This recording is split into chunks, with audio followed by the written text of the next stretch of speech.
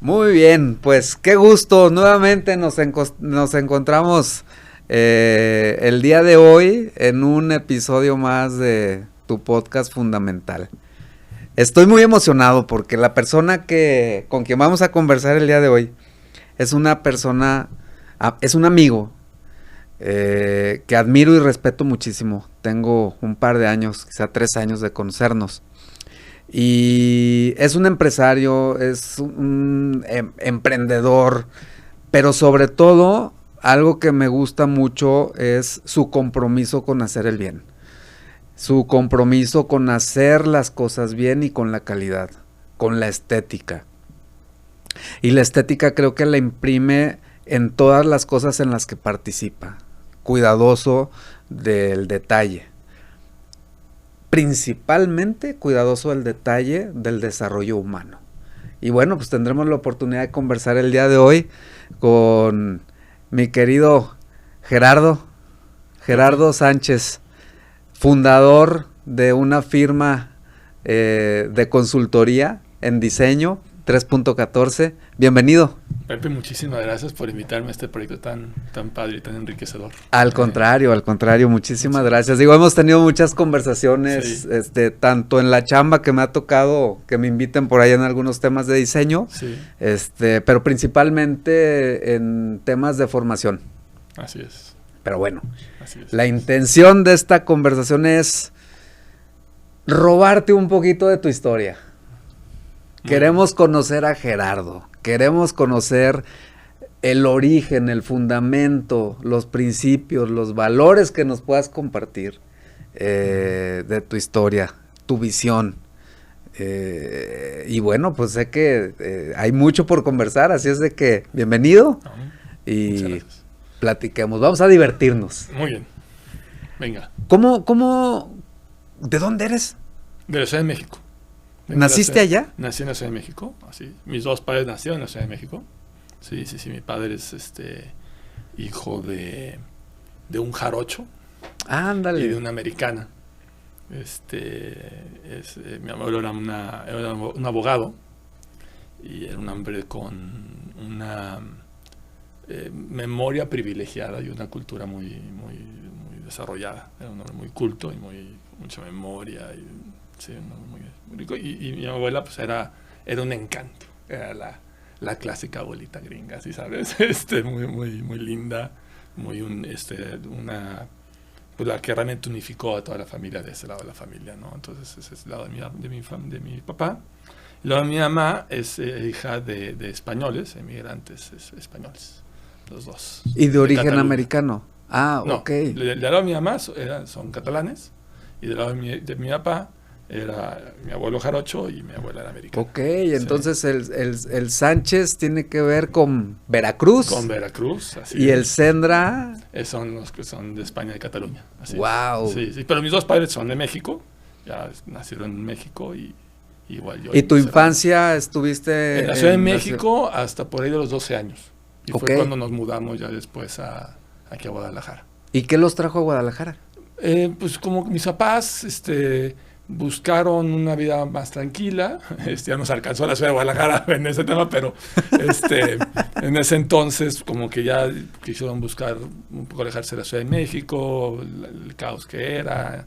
Entonces decidió moverse. Mi padre siempre fue un emprendedor. Entonces él, que yo me acuerde, empezó con unas cosas de gelatinas y luego tuvo una empresa de limpieza industrial y luego nos mudamos para acá y pues, tenía una empresa de temas como de oficina y luego ya hizo la última empresa que tuvo, que estuvo mucho tiempo con ella, de accesorios de motocicleta y esas cosas y todo. Entonces pues nos hemos estado ahí moviendo un poco con él y porque siempre fue un emprendedor, ¿no? Ok. ¿Tienes hermanos? Sí, tengo un hermano mayor de 3 años más que yo y una hermana menor como unos 8 años menos que yo. Sí, ok, sí, y se mudaron todos cuando nos mudamos todos en su momento, así es, venimos a Guadalajara todos. Luego mi hermano se casó y se fue a estudiar a Estados Unidos, ya se quedó a vivir allá, él vive en Houston. Y mi hermana estaba acá y lleva 2 años viviendo en California. Tuvieron ahí un tema con mi cuñado que se fueron de chamba allá a una empresa. Entonces, Ok, anda ¿y por allá. cómo fue tu infancia? ¿Cómo recuerdas? Porque pues estaba mezclado entre los primeros 12 años en la Ciudad de México. Claro, sí, o sea, y- en México la verdad es muy centrado en la familia. Tenía muchos primos, un grupo de primos, una camada de primos importante, y entonces realmente muchísima convivencia, sobre todo del lado de mi mamá, donde había más primos de la edad, y mucha convivencia Oye, es con mis difícil primos. lograr convivir en familia en la Ciudad de México por simple hecho de la Bueno, ciudad, eran ¿no? otros tiempos, ¿no? Un poco por Pero eso vivían salimos, pero cercanos, más o menos, sí. Y entonces era mucha relación con los primos, era muy, muy padre, la verdad. Un poco por eso yo, realmente de amigos fuera de la familia tuve pocos. O sea, Ok. yo tuve un amigo muy querido, de hecho todavía nos seguimos viendo. O sea, haber tenido 2, 3 amigos muy cercanos. Pero fuera de eso era la familia. Entonces los primos, pues, no había tiempo más, ¿no? Entonces, muy padre. Una época bonita. ¿Familia grande? Bonita. Bueno, sí, mi mamá tiene 6 hermanos. Ok. Entonces, sí, pero no todos estaban en México, pero sí era una familia. Bueno, éramos de ese grupo de primos, que seremos unos como 7 más o menos. Entonces estuvo, sí. Y llegas Era- a Guadalajara más o menos entrando en la A los 12 adolescencia. años, a los 12 años más exactamente. ¿Y cómo fue tu llegada a Guadalajara? ¿Cómo te recibió Guadalajara? Muy ¿Cómo? bien, la verdad, nunca, siempre fui muy bien recibidos. Luego mis papás, tuvieron amigos, fue muy agradable, muy agradable, vivíamos la verdad, fue bonito, fue muy ¿Ya tenían bonito. familia aquí cuando? No, bueno, sí, teníamos una prima mía vivía aquí, pero ella vivía en otro lado, pero realmente no tanto, y, pero muy bien, luego tuvimos, echamos aquí raíces. Oye, muy ¿algún a día gusto y platicaste? estamos muy contentos. ¿Algún día platicaste con tus papás por qué eligieron Guadalajara? Porque había muchísimas opciones. Hicieron Era- su benchmark y se fueron a Sí. diferentes lugares, estuvieron checando y les gustó aquí un poco, pues a ver, una ciudad muy bonita, muy verde, un clima bastante, El clima el muy... clima bastante bueno, mejor antes que ahora, y le vieron, tenía buenas universidades, o sea, tenía todo lo necesario para vivir aquí ya, ¿no? Permanentemente, y pues se enamoraron de este lugar. Oye, ¿eras Y lo travieso? adoptamos. ¿Eras travieso de niño? No, la verdad no. Nada, No, nada. No, yo siempre fui muy tranquilo, la verdad. ¿Cómo era tu relación con tus papás? ¿O cómo en esa etapa? Pues muy cercana, mucha convivencia con mi hermano y luego con mi hermana, ya ves que luego las edades, hay momentos de la edad donde hay mucha diferencia. O sea, cuando yo llegué tenía 12 y pues mi hermana tenía 4, ¿no? 5. Entonces pues hay mucha diferencia, Sí, pero luego no. te van como alcanzando, ¿no? Y ahorita ya es como si fueran casi... Sí, ya. Ya estás en la misma lógica de vida, ¿no? De momento de vida. Entonces, pero muy buena relación con todos, muy cercana, muy unida, la verdad, muy bien. ¿Llegaste a estudiar la secundaria? Llegué a la secundaria, exactamente, llegué a la secundaria. Sí. ¿Qué secundaria? ¿En dónde? Estudié en el Cumbres, en Bugambilias. En Bugambilias, En el sur. Bugambilias, sí, fue en ese entonces. Nosotros vivíamos en Santa Anita, al sur, entonces ahí funcionó muy bien. Todavía no era Choques Mateos. No, era una carreterita de ida y venida. O sea, sí. Ahorita el sur es complicadísimo, ¿no? Era larga distancia, pues. Sí.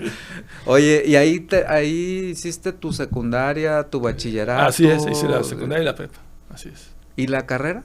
La carrera después la hice en el ITESO. Entonces, ¿Qué estudiaste? Ahí estudié arquitectura. Okay. Fui a estudiar arquitectura. Me preguntan un poco por qué y no lo sé. Me imagino, o sea, te diría lo más atractivo es como que estás trabajando sobre el mundo físico, ¿no? Sobre la realidad física de las cosas. Entonces, como la materialidad es una cosa que me llama la atención. Pero la verdad es que mira, a estas edades es escoger qué estudiar es como, si no es como una cosa muy, que ya vienes muy alineado con una claridad, es un encuentro, ¿no? Vas encontrando por qué estudias las cosas y además, independientemente de lo que estudies, luego el camino de la vida te lleva a otros caminos, ¿no? Eliges Pero bueno, a qué el mío se alineó porque yo sigo ejerciendo como arquitecto, como diseñador, entonces yo le he seguido por ese camino. ¿Cómo es? Como no tenía yo, en mi familia no hay ningún arquitecto, pues fui el primero, ¿no? Entonces como que tampoco tenía como la referencia, ¿no? Entonces fue un poco pues, la atracción del mundo físico, de hacer cosas que es que normalmente se ven, que se viven. Sí, lo artístico, ¿no? Lo artístico. Y tiene exactamente, ¿no? Entonces, lo cual es interesante, ahorita que dices lo artístico, de la arquitectura, a lo mejor está un poco fuera de contexto en la plática ahorita, pero que es esta mezcla de lo artístico y lo técnico. Porque la arquitectura sí es una de las 7 bellas artes, pero al mismo tiempo tiene que lidiar con la gravedad. La gravedad, las cosas se caen. Entonces es un tema técnico, es un tema tectónico, claro, ¿no? Entonces es como una mezcla de las dos, es como la parte técnica y artística fusionadas. Y eso, en retrospectiva, me parece que es una de las cosas que me interesan mucho de la práctica de arquitectura, que es la integración. O sea, que es una disciplina que de manera natural te permite, o más bien te exige, tener una visión amplia de las cosas e integrar visiones, integrar cosas, porque los procesos arquitectónicos son complejos, responden a muchísimas cosas, ¿no? A temas de mercado, a temas físicos, a temas climáticos, a temas económicos, a temas técnicos, a 1000 cosas.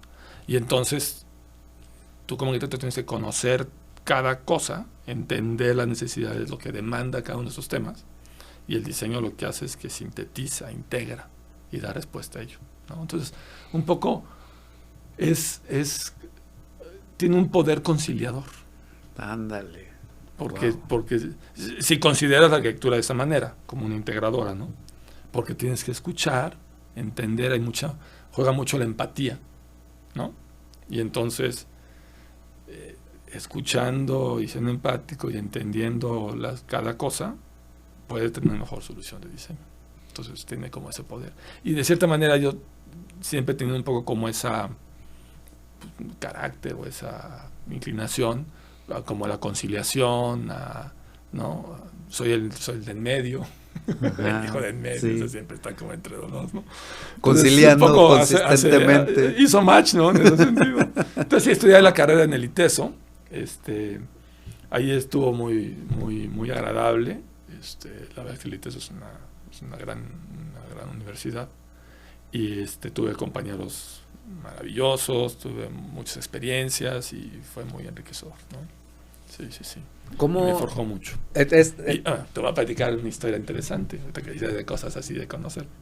Y estuvo muy bien. Entonces empecé con el tema de la arquitectura, pero luego tuve una experiencia bien interesante porque hice un semestre en la Ciudad de México, en la Ibero, como intercambio. Que son universidades hermanas, son ¿no? Universidades hermanas, los dos son jesuitas.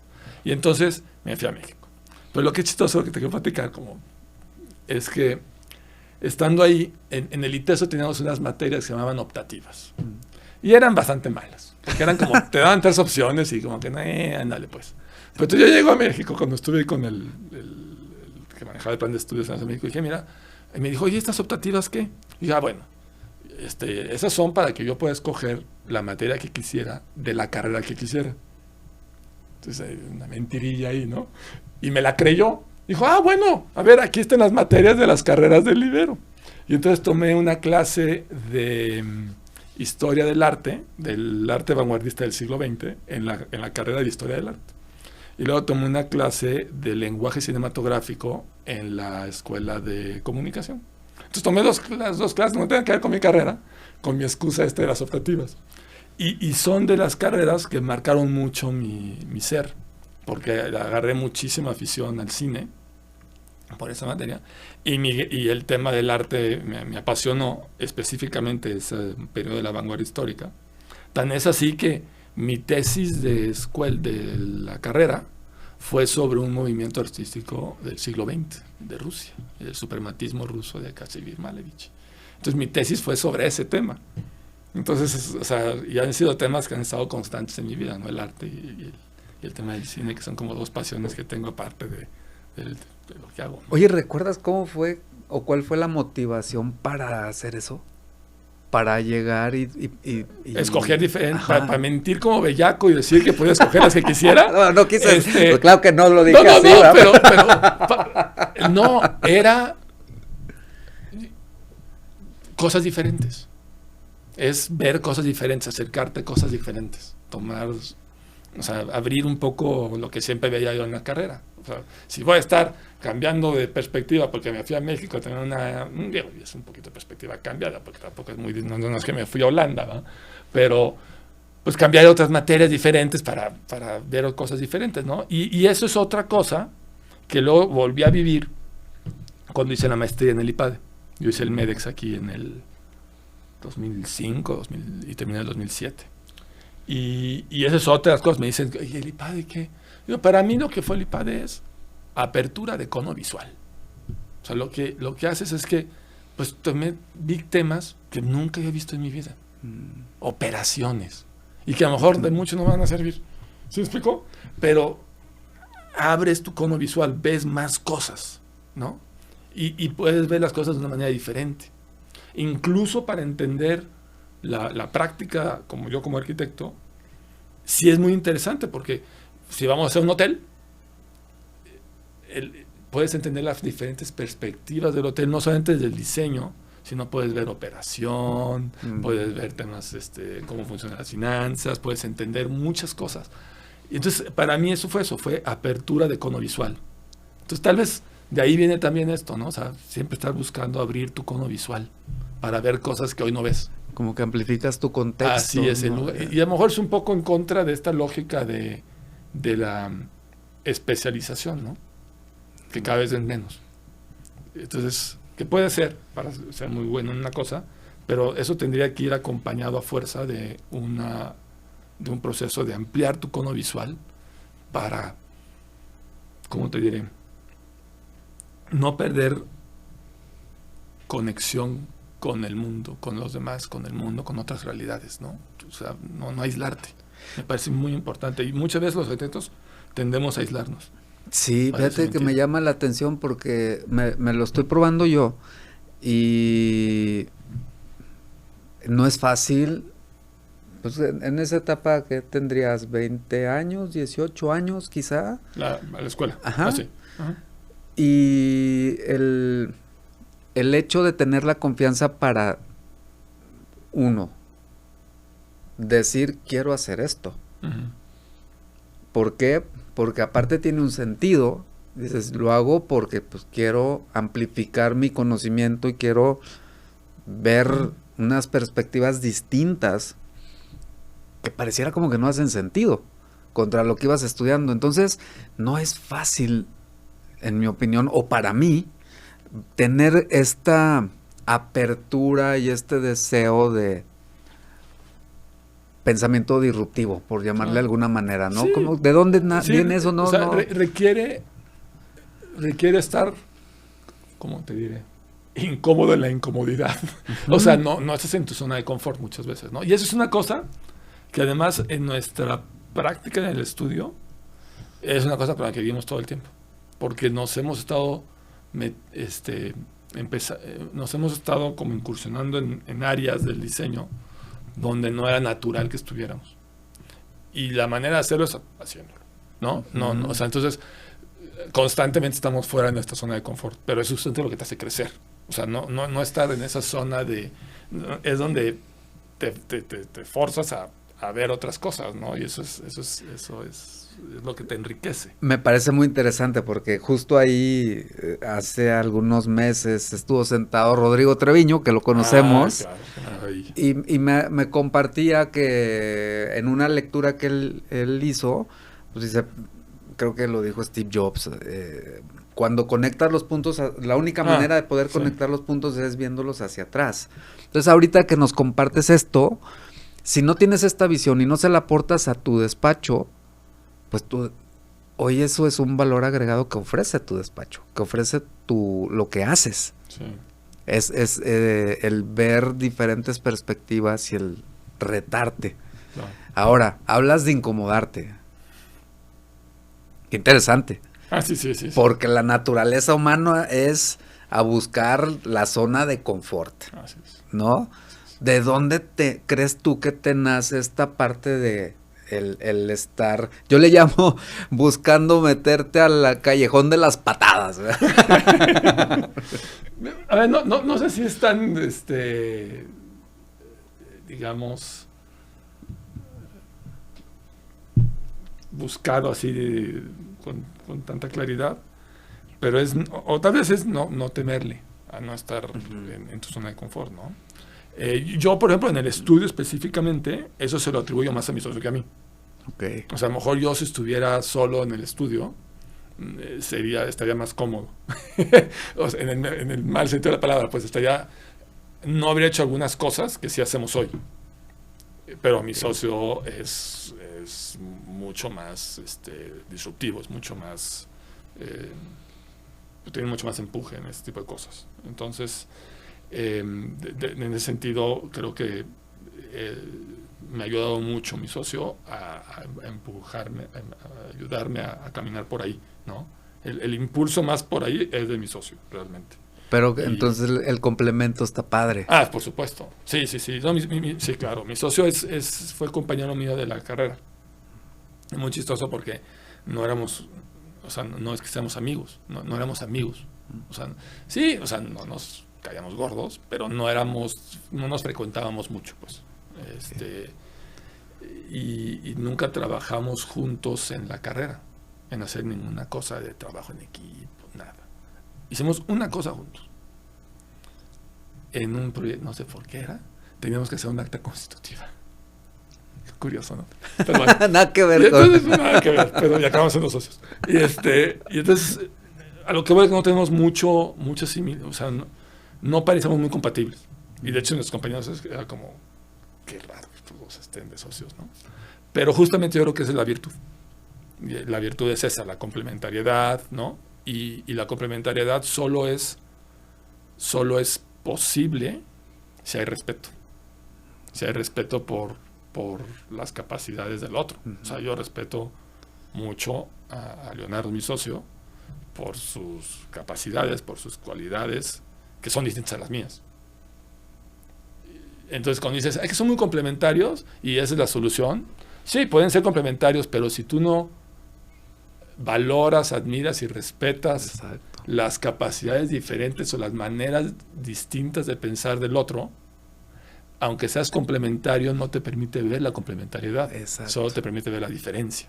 Entonces, la complementariedad sin respeto y valoración no es complementariedad. No sirve. Tiene que haber eso, ¿no? Eso está increíble. Y muchas sociedades se pierden la oportunidad de formarse y de desarrollarse porque creo que no se dan la oportunidad de esa apertura y esa... Entonces, aunque haya complementariedad, pues no... Y tomar riesgos. Oye, que uno está diciendo, vámonos por acá, híjoles, pues va, y le echamos juntos, ¿no? A lo mejor no estoy muy convencido ahorita, pero pues vamos caminándole y ahí vemos, ¿no? Entonces, ese tipo de cosas, creo que... Confianza. Confianza. Ese es el otro factor, claro. Así es. Qué padre, qué interesante. ¿Terminas tu carrera? Terminé mi carrera. Yo hice un verano en la Ciudad de México. Me fui, no tuvo que ver con el intercambio, en otro momento. Me fui un verano de becario con el arquitecto Enrique Norten, un arquitecto muy reconocido y muy bueno de la Ciudad de México. Y estuve un verano ahí y estuve muy contento, muy bien. Y cuando terminé, Enrique estaba haciendo un proyecto aquí, estaba empezando a hacer un proyecto muy importante aquí en Guadalajara, y me dijo, oye, cuando salgas de la carrera, búscame para ver aquí de Guadalajara.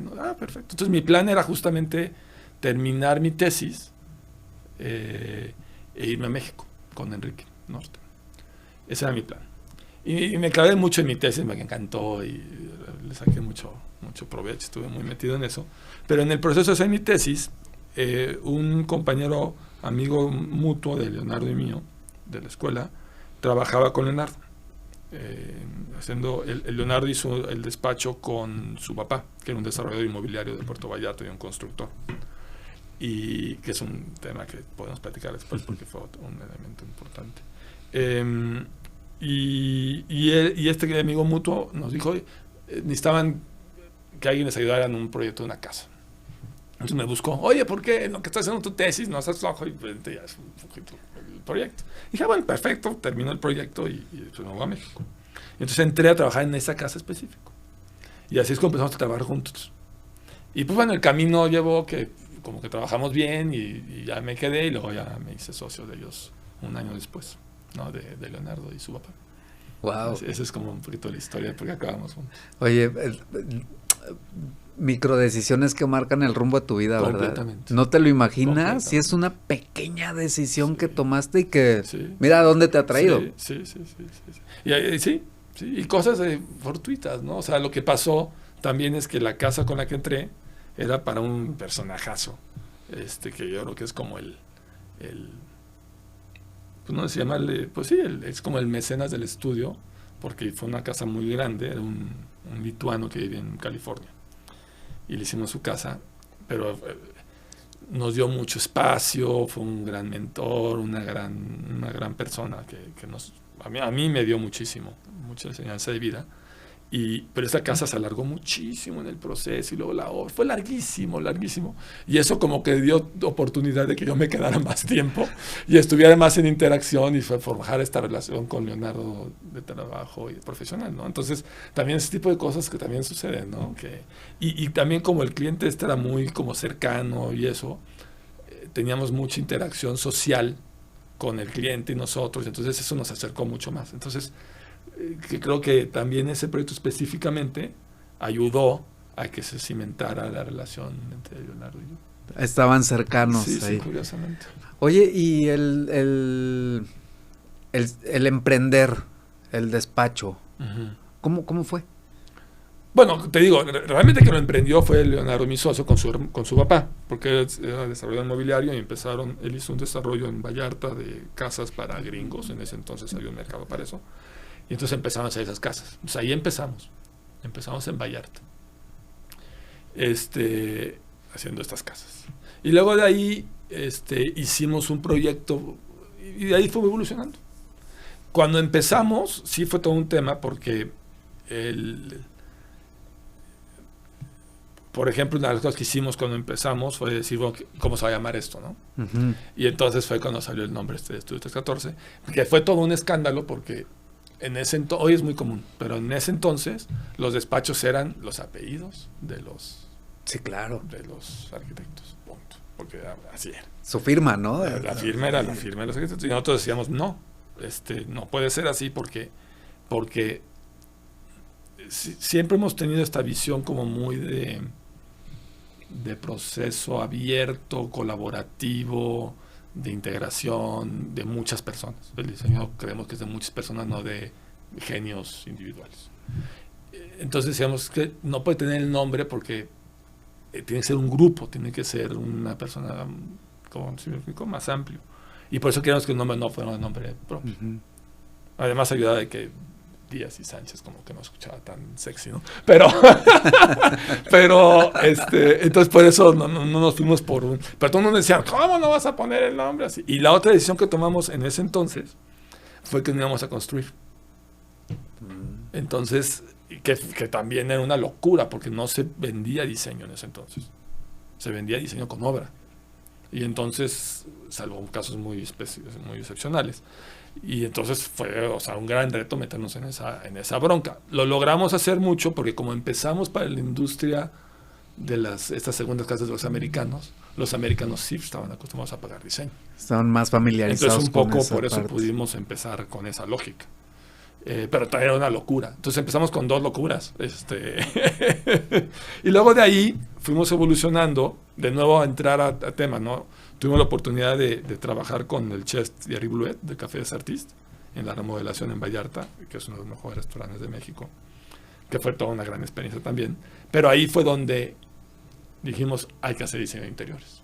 Porque pues, la experiencia del hotel, del restaurante, pues muchos están en el interior. Entonces empezamos ahí a meternos en diseño de interiores y ya después ya se hizo toda una rama del estudio que hace diseño de interiores para la hospitalidad, sobre todo. Entonces hacemos diseño de interiores, que es una manera de hacer un diseño más integral, ¿no? Arquitectura y diseño de interiores. Y luego en el tiempo, de nuevo, lo que dices tú, las decisiones de la vida, ¿no? Por un proyecto estábamos haciendo una torre, ahí en el 2008 por ahí, estábamos en una torre en la zona ahí por la Minerva. Y en ese entonces hablar de verticalización era como sacrilegio. O sea, no podías tú pensar en una ciudad de Guadalajara con edificios. Era impensable. Y entonces teníamos muchos problemas para el tema de este proyecto, que era una torre. Y entonces la estrategia de nosotros fue hacer una exhibición sobre la ciudad enfocada en la sustentabilidad de las ciudades más verticales y compactas, que se llama Guadalajara Intensa, se llamó. Y entonces hicimos toda una exhibición con investigación sobre por qué las ciudades más compactas son más sustentables, como pasar el argumento hacia la verticalización y detener la expansión urbana, ¿no? Y entonces hicimos esa exhibición y entonces un asesor del entonces alcalde de Zapopan, Héctor Bielma, vio la exhibición y Héctor tenía la visión de hacer un plan, una visión, digamos, urbana de Zapopan, como un master plan macro. Y entonces vio la exhibición y dijo, con ellos. Y entonces empezamos a trabajar con el plan estratégico de Zapopan, en ese entonces, y así entramos en el tema urbano. Entonces empezamos a entrar en el tema urbano con una investigación y una exhibición. Y luego y ahorita ya somos, me parece un referente en planeación maestra y diseño urbano de las ciudades, ¿no? Entonces, es el camino de que vas como creciendo, ¿no? Y esa ha sido un poco como la evolución. Luego, más adelante, entra toda esta lógica del design thinking, que es esta como tendencia que inició, que te diría, como a principios de los 2000, cambio de siglo, que básicamente habla de cómo incorporas elementos y metodologías del mundo del diseño en el mundo de la empresa. Entonces, tienes temas de visualización, de pensar en el usuario final, etcétera, etcétera, ¿no? Varios elementos. Y eso lo que hace, que es bien interesante, es que el rol del diseñador cambia, porque si la metodología del mundo de diseño entra al mundo de la empresa, significa que el diseñador entra al mundo de la empresa. ¿Se explicó? Eso hace mucho match, porque yo he hecho la maestría, que es el mundo de la empresa. Sí. Entonces, eso cambió también nuestra práctica profesional en el diseño. Tú nos dijiste una firma de consultoría de diseño, no de arquitectura, ¿no? Porque hacemos arquitectura, diseño interior y urbanismo, pero también no nos quedamos, digamos, en diseñar el edificio, el parque, el hotel, sino que el diseño también se tiene que meter en la definición de qué hacer. Más integral. ¿Qué tipo de hotel? ¿Qué tipo de experiencia? ¿Qué tipo de edificio? ¿Qué tipo de producto? Entonces ahí entra otro tipo, es mucho más estratégico, ¿no? En ese sentido. Entonces ahí ya tenemos una serie de servicios sobre la estrategia, el diseño estratégico que le llamamos, ¿no? Para definir qué hacer antes de darle forma. Entonces ha cambiado mucho la práctica, mucho. Pero qué padre que se lo han causado así. Porque ha sido, ahorita me remonté a ese 2008, de ese Guadalajara no vertical. No se entendía, a la fecha no se entiende la verticalidad de las ciudades. ¿Cuál es el beneficio que hay de vivir en una ciudad vertical? Sí, siempre genera polémica, sí.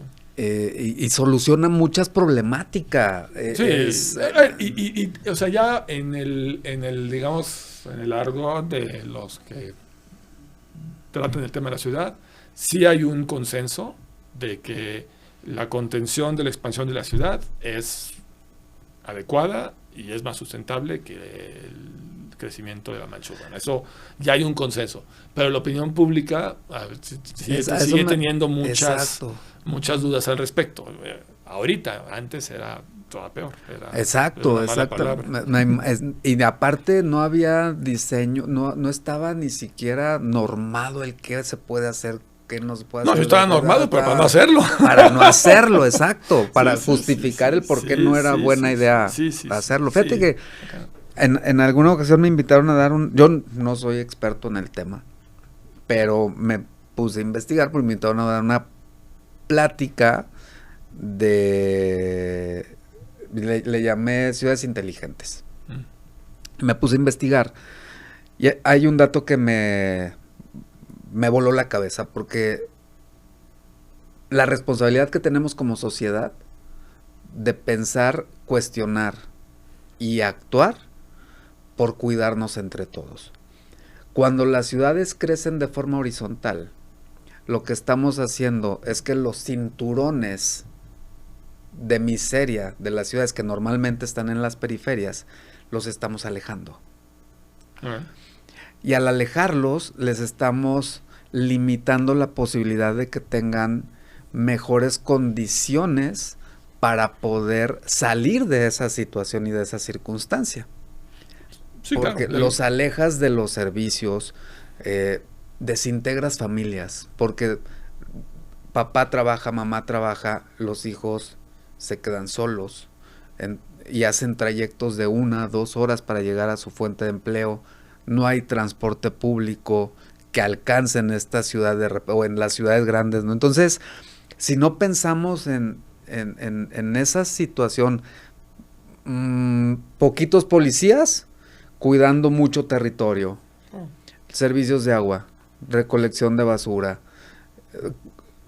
luz. O sea, se requiere una infraestructura y aparte estás erosionando tierra. Es marginación territorial porque dejas de tener acceso a los servicios de la ciudad, ¿no? Exacto. Y está bien interesante eso que nos compartes que empezaron a hacer en ese tiempo, porque pues hay que hacer un proceso de divulgación justo de... Por eso empezamos con una exhibición. Ajá. Una exhibición en el Museo de la Ciudad. ¡Qué padre! Sí. Y qué valor para hacerlo. De nuevo, ese es mi socio. El valiente es él. Pero qué padre. Sí. Luego no nos damos cuenta de los beneficios que hay. Oye, ahorita ves Guadalajara y por todos lados hay edificios y están construyéndose más y demás. Y bueno, pues... Y y en la ciudad pues, son temas de largo alcance, ¿no? De largo plazo. Y lo que nos toca, los diferentes jugadores que nos toca jugar este juego, pues es hacer nuestra parte. El otro día me platicaban de una analogía de que este tema de la ciudad es como una partida de ajedrez. Nada más que la partida de ajedrez, cuando te sientas, ya está jugada, ya está empezada. Y ya no tienes un alfil, y ya no tienes, ya estás posicionado de cierta manera, ¿no? Ya no tienes a la reina, maestro. Y entonces tienes que jugar con las piezas donde están y las que tienes. Y tienes que jugar de la mejor manera posible. A lo mejor hasta coronas, ¿no? a un peón y tienes la reina de regreso y lo colocas mejor para estar mejor cubierto. Pero lo que es interesante es que llega un momento donde estás a parar de esa jugada, de esa partida, sin terminarla. Y alguien más se va a sentar. Y la tienes que dejar mejor para lo que la dejaste. Y es lo que nos toca. O sea, en este periodo, pues, juguemos lo que nos toca con lo que podemos. Qué padre analogía. Y mejorar, ¿no? La posición del juego. Está padre. El reconocer que estás jugando con lo que hay, como te lo dejaron. Y que lo tienes que dejar lo mejor posible. Exacto. Lo mejor que puedas. O sea, está padrísimo. Está muy buena esa analogía. Sí. Hoy, nos conocimos estudiando. Así es. Y bueno, yo tuve la fortuna de participar en el diplomado de formación social de USEM, que es el Difoso. Y en ese momento, ¿tú habías dejado la presidencia? No, todavía yo era presidente. Sí, o sea, sí, recuerdo era mi segundo año. No, mi tercer año. Porque el primero no hubo Difoso. Porque había pandemia. El segundo fue Jesús. Sainz, tu socio. De hecho, Chuy me invitó a mí. Y luego, y al siguiente año tú entraste. Así es. Sí, en mi último año. Y algo que me gustaría conocer de ti, te veo muy comprometido en esa actividad. En la USEM, sí. En la USEM te veo muy comprometido, participativo, involucrado, le dedicas recursos, tiempo, etcétera, etcétera. Sí. ¿Cómo, de dónde nace eso? ¿Cómo fue esa parte? Yo te diría, son dos vertientes. La primera es mi papá. Mi papá, de hecho mi papá fue presidente de la USEM en los 90s, de la USEM de aquí de Jalisco. Y él pues siempre ha vivido con esta filosofía, digamos, empresarial que promueve la USEM, que es una filosofía de una, digamos, de una realidad empresarial centrada en las personas, ¿no? Y cómo la empresa puede realmente ser un gran espacio de desarrollo personal y social para las personas. Y entonces él siempre, en toda su vida profesional, siempre ha tenido como esta visión, ¿no? Entonces siempre he vivido un poco como cerca de esta visión de USEM y de su USEM en sí mismo, porque pues, mi papá fue presidente de USEM en los 90. Luego yo tomé el diplomado en el 2000, no me acuerdo si 12 o 14, por ahí. Y lo tomé, y ya. Pero la verdad ahí ya no me enganché mucho. Además la USEM está en un momento diferente en el tiempo, en su momento, digamos, de esas actividades y eso. Entonces no, tomé el programa muy bien, pero realmente no muy novedoso, porque traía toda la historia de mi papá. Claro. Entonces ya lo traía como un poco de esos temas, ¿no? Pero estuvo muy bien. Realmente donde empecé a entrar más fue cuando me habló nuestro amigo Eugenio Cárdenas, porque él tomó el difoso y me habló. Gerardo, porque fuimos muy amigos de la maestría, Eugenio y yo estudiamos la maestría juntos. Coincidieron en la maestría. Okay. Nos hicimos muy amigos ahí. Y entonces me dijo, tienes que tomar este diplomado que tomé. Y yo, ¿cuál es? No, pues el difoso. Y yo, no, ya lo tomé. Voy adelante de ti, no te das nada. Entonces, mira, muy bien, yo estoy muy metido, vente, que no sé qué. Y porque Eugenio se prendió muchísimo en el difoso. Entonces, él entró muy de lleno. Y luego empezó a participar y luego quiso participar más de fondo, quiso ser presidente. Entonces, como mi papá estaba en el consejo de presidentes porque fue presidente, estuve platicando con mi papá sobre la USEM y de ahí un poco se hizo, después ya fue presidente, y entonces yo lo acompañé en su presidencia. Y entonces ahí fue donde yo empecé a participar más. Okay. Y por eso yo digo que este tema está muy bien, el diplomado es muy importante, porque te clarifica muchas cosas, le pone como claridad a los conceptos y te da algunas ideas de cómo aplicar y te da algunas cosas. Pero luego si sales y te quedas solo, pues esas cosas se empolvan y luego se pierde un poquito en el tiempo, no agarra mucha tracción.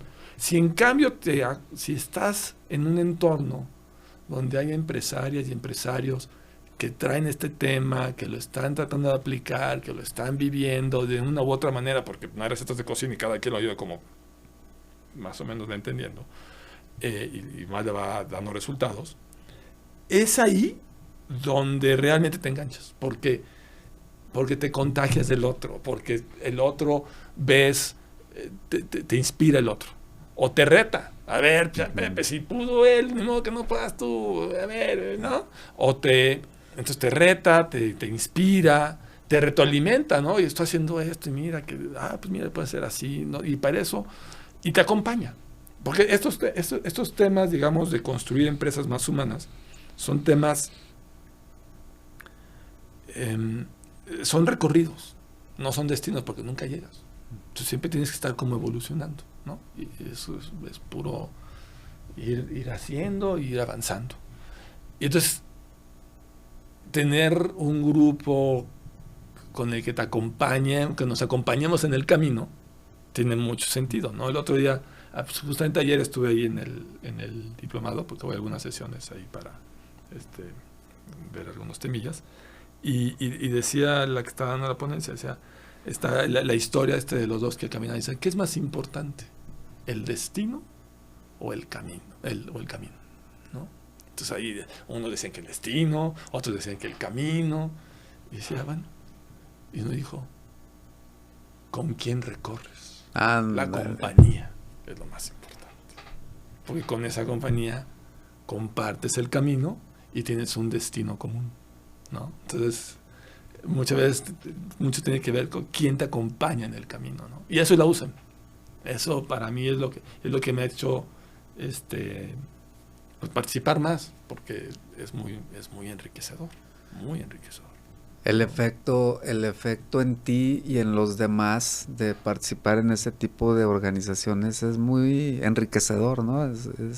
Claro, y te impulsa mucho porque te da referentes. O sea, si muchas veces no me sale bien una cosa y estoy batallando con un tema, pero puedo ver gente que sí le está saliendo bien eso y entonces puedo caminar mejor porque tengo más referencias, ¿no? Sí, hay como un espacio de confianza también en donde estás buscando objetivos muy comunes, muy similares. Es una máquina, Cada vez que me ha tocado invitar a algún empresario o empresaria a la comunidad empresarial de USEM, siempre dicen, o sea, hay un ambiente muy peculiar, muy diferente, y muy como cercano, muy abierto, muy fraterno, ¿no?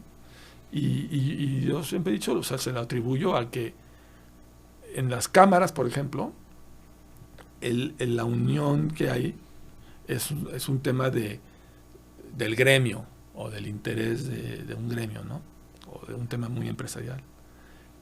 Aquí lo que integra, lo que une a todos, lo que hay en común, son los principios sociales, son los valores de los empresarios, lo que están buscando. Es como propósito más trascendente de la empresa. Y eso es lo que los une. Entonces la relación es muy diferente. Uh-huh. Por eso es como ambiente tan cercano, ¿no? Sí. Que es adictivo. Sí, pero y encontrar este equilibrio de la propuesta, porque al final tienes una propuesta, ¿no? Si iniciaste un proyecto, independientemente del tamaño que tenga, tienes un objetivo y tienes una hipótesis de hacia dónde quieres llegar y para qué... Claro. Para qué lo estás realizando. Entonces, en teoría te debe de ayudar a la autorrealización, ¿no? Claro. Y llegas y encuentras este balance entre una empresa plenamente humana, socialmente responsable, y adicionalmente, obviamente, estás pensando en la rentabilidad altamente productiva. Esos son los objetivos. Ahí es, y encontrar porque parece que es muy deseable, sin embargo, ¿dónde está la fórmula? ¿Cómo lo vas a lograr? Ahorita acabo de unirlo, fíjate, con lo que dices. Esto es lo que llamaban la conciliación de los opuestos, ¿no? Parecería que es la conciliación de los opuestos, ¿no? Y ahorita que lo dices, me hace mucho sentido con esta lógica de integrar, incorporar lo que decía de arquitectura técnica y artística, es lo mismo. Exacto. Todo se trata de unir lo que parece que no se puede unir. Todo se trata de esa conciliación, de esa potencialización de las tres o de las cuatro, las variables que sean, ¿no? Entonces, me parece que hay un tema ahí de integración, de armonización, ¿no? De las partes. Equilibrio. Sí, entonces eso es muy importante. Y además, digamos, en estos caminos empresariales, o lo que hacemos,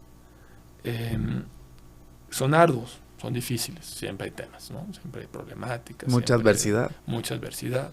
Entonces, el acompañamiento de otros pares es muy valioso, muy, muy valioso. Y claramente más valioso aún es pues el tema familiar, ¿verdad? En el camino, ¿no? O sea, el tema familiar en estos caminos pues siempre es como fundamental, ¿no? Yo soy muy afortunado en ese tema porque pues mi esposa Luz es una maravilla y pues es qué importante es, ¿no? Tener una persona con la que te puedas acompañar en esos caminos, ¿no? De la vida. ¿Tu socio? Además, mi socio, claro, por supuesto. No, pero tu esposa. Ah, ok, sí, claro. ¿Es sí, tu socio? Pues sí, de vida. Igual, De vida. hay exacto, y hay un complemento, y hay claro. Otra vez, es muy similar este tema de integrar y unir los opuestos, ¿no? Porque pues tienen rutas distintas. Lucy y yo le llamamos la amalgama cultural. Pues sí, a ver, son dos lógicas, son dos maneras, son dos mundos diferentes, las dos familias, ¿no? Cada una tiene lo suyo, tiene su manera de su historia, sus relaciones, su manera de interactuar, ¿no? Y cuando en un matrimonio, pues es la fusión de las dos, ¿no? Y no es ni una ni otra, no es cuál gana y cuál no, es una amalgama cultural, ¿no? Es una cosa nueva, ¿no? Entonces, de nuevo, vuelve a salir el tema de la integración. Sí, porque aunque pareciera que estás buscando lo mismo, pero en la forma está la diferencia, porque tú lo quieres lograr ese objetivo de acuerdo a tu forma y tu pareja quiere algo similar, pero también tiene una fórmula que hay que incorporar. Puede ser diferente. Claro. Lo interesante de ahí es cómo dejas de entenderlo esto como mi fórmula y tu fórmula, y el resultado es nuestra fórmula. Nuestra fórmula. Que puede ser la tuya, pero ya la hice mía, porque estaba bien fregona. La acepté. No. Lo mismo que decía yo de la complementariedad. La valoré y la respeté.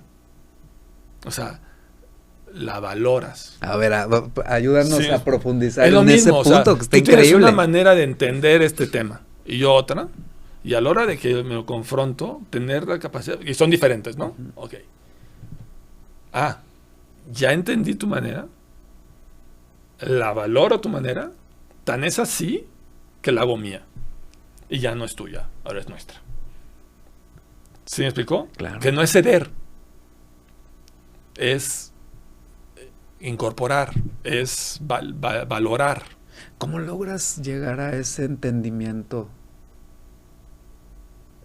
O sea, no quisiera llamarle madurez, ¿cómo logras ese entendimiento? No lo sé, pero es en el camino. Es esta... Yo creo que tiene que ver con... Y fíjate que está curioso, está amarrándose con conceptos. El hecho de buscar ver cosas diferentes, lo que decíamos antes, ¿no? Del cono visual, eso te da apertura.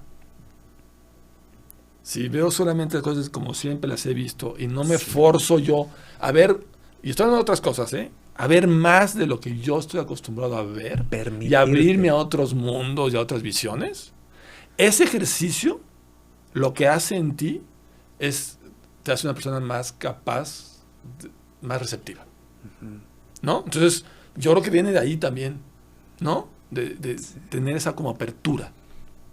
Como esa apertura. Receptivo, ser más receptivo. Entonces, arrancas de ahí. Yo creo que sí. No sé, me lo acabas de preguntar y me lo acabo de imaginar, pero sí. Entonces yo creo que viene mucho de ahí. Y no sé, el otro pues es un tema de diálogo, ¿no? Es un tema de tiempo, es un tema de estar rebotando cosas. Para rebotar cosas hay que tener valor, porque entonces, y hablo en dos sentidos del valor. La valentía para expresar tu creencia y tu pensamiento soportado con tus valores, tu experiencia y tal, y el valor que aporta tu contenido. Claro, sí, claro. Y hay batallas que no hay que tener. Hay cosas que no vale la pena. Ajá. A ver. ¿No? Que ahí viene la síntesis. O sea, haces la selección y esto hay que dedicarle. A esto sí, a esto no, no vale la pena. No queramos meter a ese nivel de escrutinio todo, porque pues no tiene caso. Claro, a lo importante. No, qué interesante. Así es. Qué padre. Y fíjate que estaba pensando ahorita que te escuchaba, si hubiera más de esto en el mundo, si actuáramos más con ese nivel de conciencia y entendimiento, habría más empatía, habría más reconocimiento del otro, habría más respeto. Y yo creo que tendríamos un mundo mejor, ¿no? ¿Tú qué opinas? Claro, sí. Es que ahorita lo dijiste muy padre, o sea, el tema del reconocimiento del otro. O sea, la verdad es que es cada persona con la que tenemos interacción es una gran oportunidad para, para, para crecer nosotros, para mejorar, para hacernos mejores. ¿Sí? O sea, yo estoy convencido que soy mejor persona por mi relación con Luz. ¿Sí me explico? Y también por mi sociedad con Leonardo. Y también por mi relación con mi hermano, mi hermana, o contigo, o con... ¿Sí me explico? O sea, es eso, ¿no? Entonces, ¿sí? Y qué bonito reconocerlo, porque para llegar a ese entendimiento también creo que se requiere algunos elementos como son confianza en ti Uh-huh. y humildad para recibir y reconocerte tus capacidades, tu potencial, pero también tu ignorancia, tu no fortaleza. Sí, que es muy difícil. Sí, sí. Y darte la oportunidad y el espacio de recibir y de aportar. Así es. Eso está padre. Y aportar, porque hemos hablado mucho de cómo los demás te nutren, ¿no? Pero también es la responsabilidad Exacto. de que en las interacciones que tenemos con los demás, pues tenemos esa responsabilidad de que esa interacción edifique al otro, ¿no? Cómo asegurarnos de que lo que hacemos construye y no destruye, Sí. ¿no? Ayer esta ponente decía, las palabras no son inocentes. O sea, lo que decimos construye o destruye. Claro. Hay que tener mucho cuidado, ¿no? Y responsabilidad. asegurarnos de que se construye, no se destruya. Mucha responsabilidad. En este ejemplo que nos compartías, que escuchaste el día de ayer, de si el camino, el destino, que al final fue la compañía, lo que importa, también es...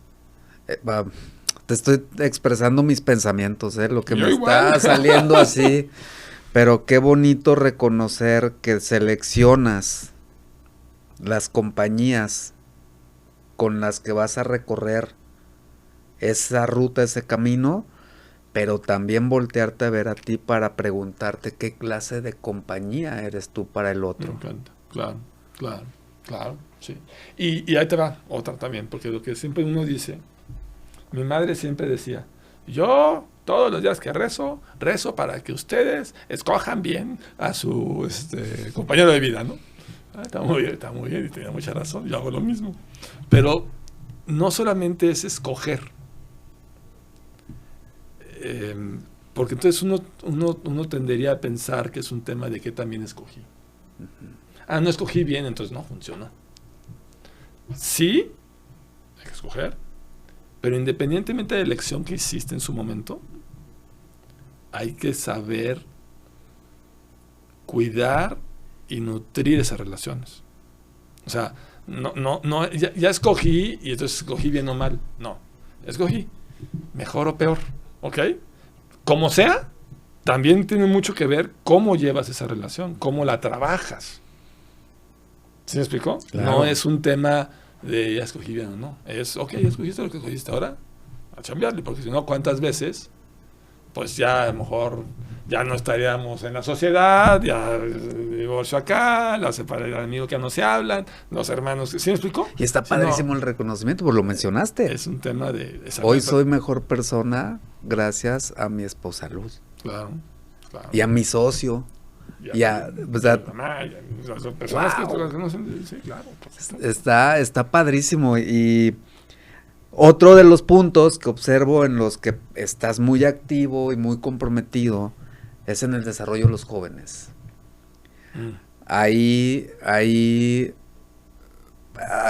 en alguna cena inmediatamente vino al pensamiento tu hijo, cómo esto le puede servir a él. Ah, sí.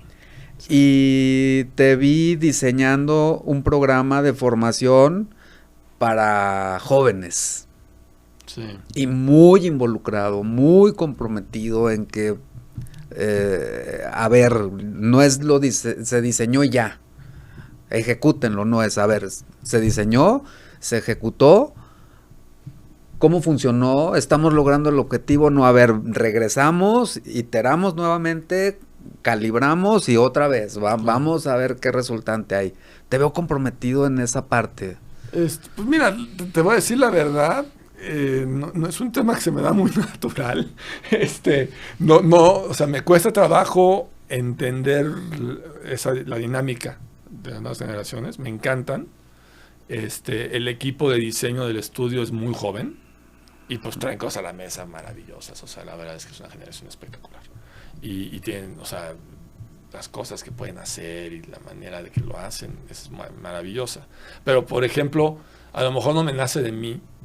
Por ejemplo, el programa de los jóvenes de la UCEM, el ILS, no fue idea mía, es la verdad.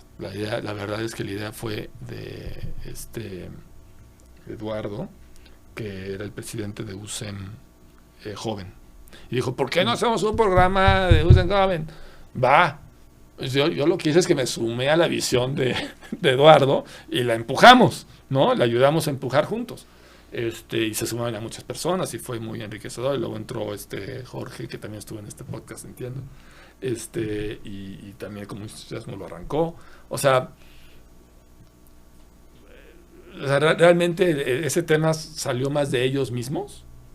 Y entonces yo nada más como que ayudé a empujar, ¿no? Y a darle como un poquito de tracción para que sí sucediera. Me va a permitir hacer una observación. No todas las ideas tienen que salir de uno. Por supuesto. Pero escuchando esto que nos has compartido y conociéndote un poquito más,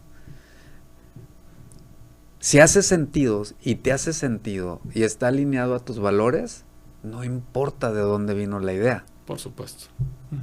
Te sumas, aportas, apoyas y sucede. Claro. Porque te importa. Claro.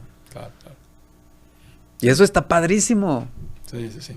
Creo que tiene mucho que ver también con tu esencia. Y por eso me permito hacer el comentario. Muy bien. Creo que también. Sí, realmente no. Muy pocas veces son tus ideas. La mayoría de veces son, de hecho, ideas de los demás. Y nos cuesta trabajo reconocer eso. Sí, claro. Nos cuesta mucho. Bueno, hablo por mí, ¿verdad? Sí, pero no, seguro. Híjole, no es fácil. Seguro. Y ese curso es Iniciación al Liderazgo Social. Así es. Y tiene un impacto bárbaro. Es lo que esperamos. Es la intención y es la idea. Estamos impulsándolo. Para que más jóvenes vayan a ese programa, aprovecho el anuncio. Pero que sí, claro que sí, de verdad, sí. Y es un reto, ha sido un reto, porque yo lo estoy impulsando a nivel nacional, a través de Confederación UCEM, y es un reto comercial. Entonces, ¿pero qué cosa ha sido fácil? Todo es arte. Lo que vale la pena es difícil. Lo que vale la pena. Es un gran reto. Así es. Qué padre. Mira, escuchándote, yo creo que hoy el ser humano que tú eres y que nos compartes ha sido beneficiado por muchas personas en tu vida. Correcto. Tus papás, tus hermanos, tus amigos, tus mentores. Por supuesto. Y si estuvieran presentes aquí, en este espacio, en este lugar, tus papás, ¿qué te gustaría decirles? ¿Qué mensaje te gustaría decirles a ellos? No, pues que gracias por su ejemplo, por su manera de vivir y de ver el mundo. Gracias por formar la familia que somos, mis hermanos, la relación que tenemos, que es muy buena y muy abierta, de mucha confianza, de mucha fraternidad, pues es por ellos, ¿verdad? Entonces, pues nada, puro agradecimiento, ¿no? Qué bonito, porque parece, hoy viéndolo hoy, pues eres papá. Soy papá. Sí. De 3 hijos. Ahí van caminando en su mundo, ya hay uno ya entró a la carrera, en psicología, además, otra cosa que si no haya psicólogos, bueno, está bien, ¿no? Sus caminos. ¿A tu esposa? ¿Qué mensaje te gustaría? Pues lo mismo. Decirle. O sea, es lo mismo. O sea, no sería lo que soy sin ella. Sí, no. Realmente sí, soy lo que soy mucho por ella. Francamente. Es una maravilla. Y soy muy afortunado. Y lo agradezco mucho. Qué bonito. Qué bonito. Sí. ¿A tus hijos?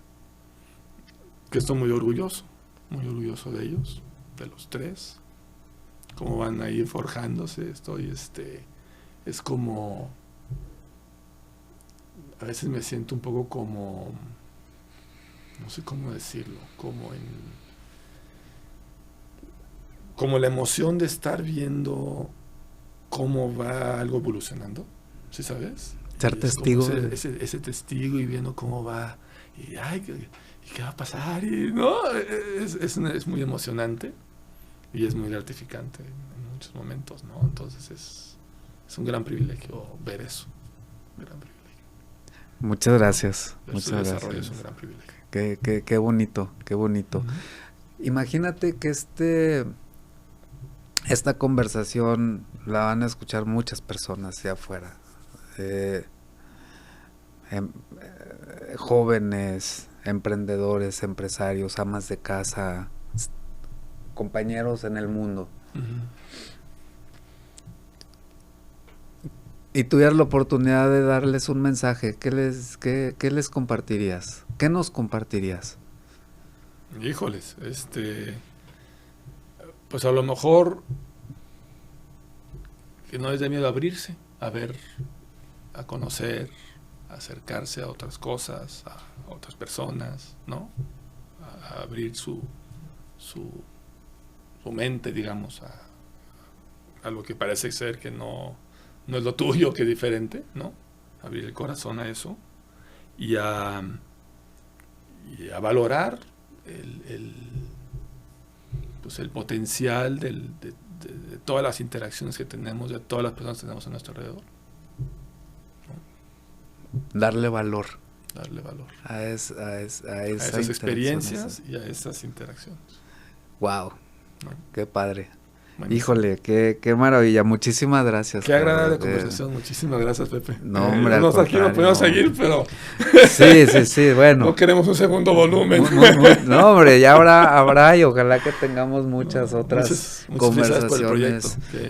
Aprecio muchísimo tu tiempo. Sé que eres muy ocupado, estás trabajando en muchas cosas y el que nos compartas y tu tiempo y parte de tu experiencia es algo que aprecio muchísimo. No, al revés, el tiempo que le dedicas tú para tener este tipo de foros.